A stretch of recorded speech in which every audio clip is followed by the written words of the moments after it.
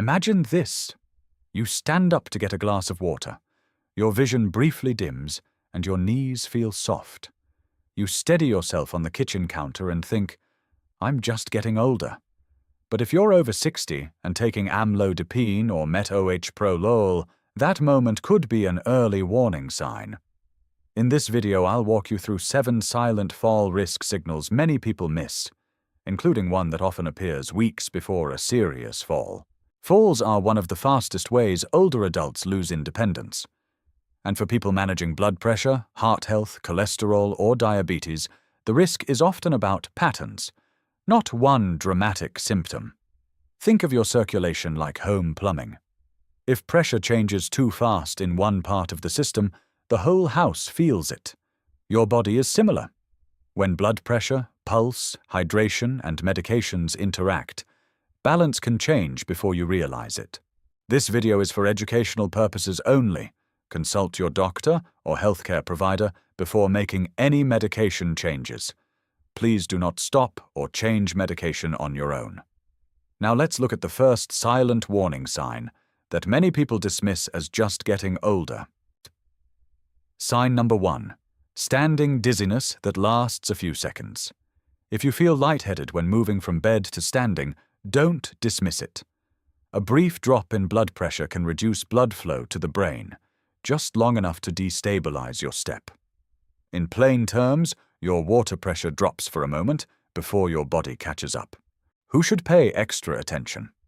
Adults over 60, people taking multiple cardiovascular medications, and anyone with dehydration, diabetes, or recent dose changes. Next step. Track when it happens. Is it in the morning, after meals, or after taking your medications? Bring that pattern to your provider. This simple tracking can help your doctor make better decisions about your care.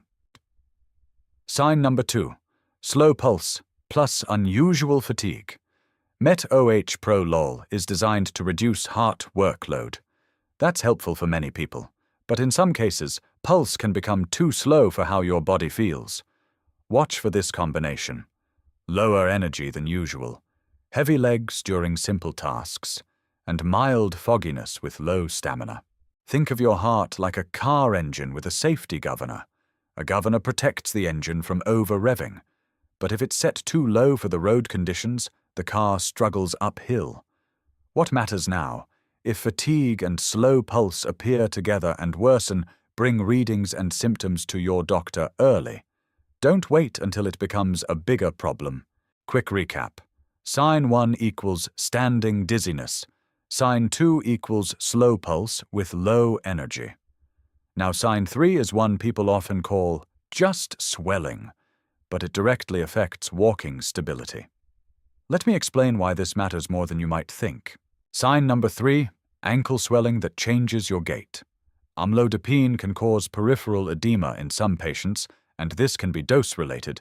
When swelling builds around ankles or feet, your walking mechanics change. Shoes feel tighter, steps become shorter, and turning can feel less secure. Use this image. Your leg circulation is like a garden hose system. If flow out is smooth but return flow is sluggish, water pools at the low points. Safety move.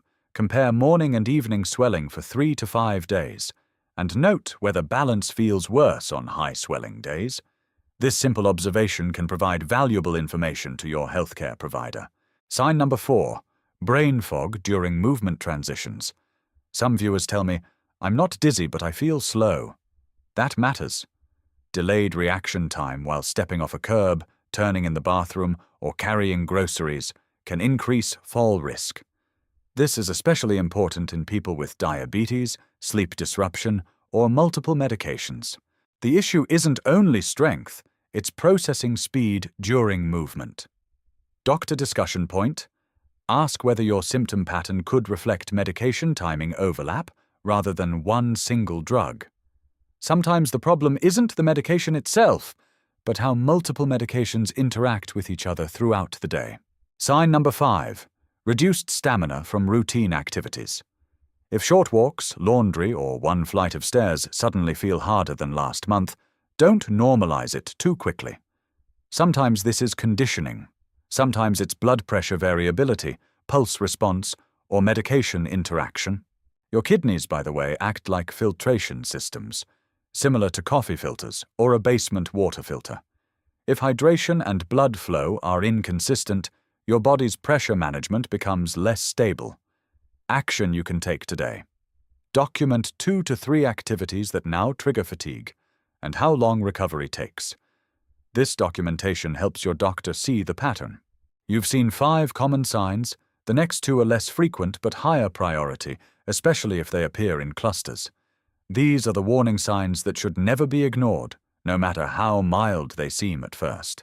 Sign number 6, near-faint episodes, almost blacking out. Near-fainting is not normal aging. If you get sudden tunnel vision, ringing ears, or feel you must sit immediately to avoid collapsing, treat that as urgent information.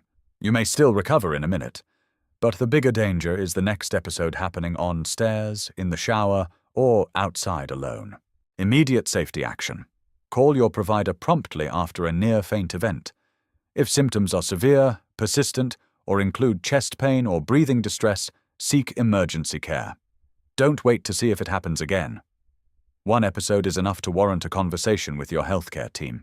Sign number 7, mild shortness of breath that gradually worsens. A little shortness of breath can have many causes. What concerns clinicians is trajectory.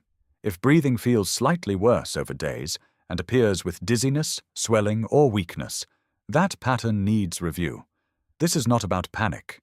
It's about early correction before a bigger event. Practical checkpoint. Track symptom intensity on a scale of 0 to 10 for 1 week. And report the trend, not just one bad day. Your doctor needs to see the pattern over time to make the best decisions about your care. A symptom diary can be one of the most valuable tools you bring to your appointment. If you notice 3 or more of these signs in the same week, especially standing dizziness, near-faint episodes, and unstable walking, move your follow-up forward. Earlier conversation often prevents later crisis. Don't wait for your scheduled appointment if multiple warning signs appear together. That's when you need to act quickly. Here is your quick 7-day plan. First, check blood pressure and pulse at consistent times. Second, log symptoms around medication timing. Third, compare ankle swelling morning versus evening. Fourth, record any near-faint moments immediately. Fifth, make your home safer today. Clear walkways, improve lighting, secure rugs, and add grab support where needed. Bring these 5 questions to your appointment. 1. Could this symptom pattern be medication-related? 2. Does dose timing need adjustment? 3. Are any interactions increasing dizziness or fatigue? 4. Which signs mean same-day call versus emergency care? 5. What should I monitor weekly for blood pressure management? Keep 1-page notes for your Medicare wellness visit or chronic care follow-up. To be clear, many people do very well on Amlodipine or Metoprolol. The goal here is not fear. It's earlier recognition, better communication, and safer long-term care. Again, this video is for educational purposes only. Consult your doctor before making any medication changes.